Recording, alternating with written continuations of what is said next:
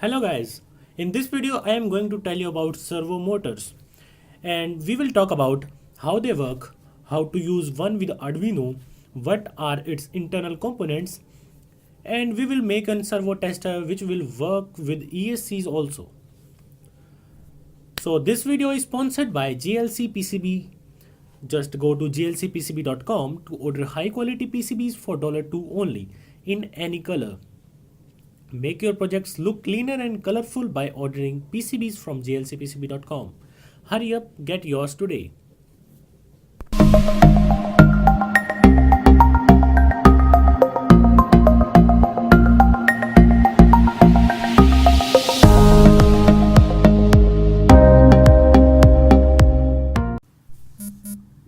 While doing any project which needs precise movement, we use servo motors because servo motor use feedback to determine the position of the shaft.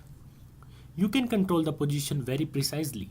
As a result, servo motors are used to control the position of objects, rotate objects, move legs, arms and hands of robots, move sensors, etc. And this is done with high precision. Servo motors are small in size and because they have built-in circuitry to control their movement, they can be connected directly to the Arduino. Most servo motors have the following three connections: black or brown wire for ground, red wire for power, usually 5 volts, and yellow and white wire for PWM signal. To use it with Arduino, connect the power and ground pins directly to the Arduino 5 volts and ground. The PWM input pin will be connected to one of the Arduino's digital output pins. That was simple, right? Okay. So now we have to upload the code. Before doing this, let's have a look how it is going to work. The servo motor works on a PWM signal ranging from 1000 microsecond to 2000 microsecond. In simple words, it will be on its initial state if the input signal is 1000 microsecond, and it will be on its final state or maximum position when the signal is 2000 microsecond. So we can precisely control its position by ranging the signal from 1000 to 2000 microseconds. But while coding, it's pretty simple. Just include servo.h library, which is already given in the Arduino IDE, and just go to examples and you will find a lot of example codes. And you can also get the codes for the same from the link in the description of this video. Now let's open a servo motor. For this, you will need a really thin plus type screwdriver.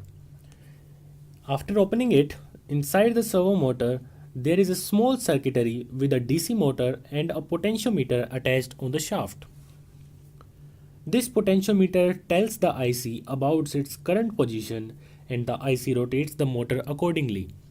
Hence, we get a precise movement of the shaft.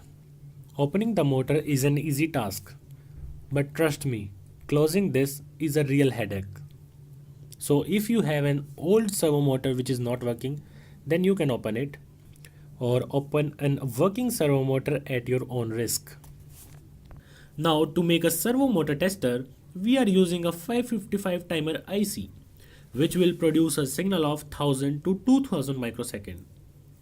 555 timer is a complete separate topic to talk about. I will make a separate video for this. If it is uploaded, then check the description for the link. Firstly, I make a circuit on the breadboard using the 555 timer 7805 along with some few components like resistors and capacitors. Link to the schematics, components and Gerber files for this project is given in the description of this video.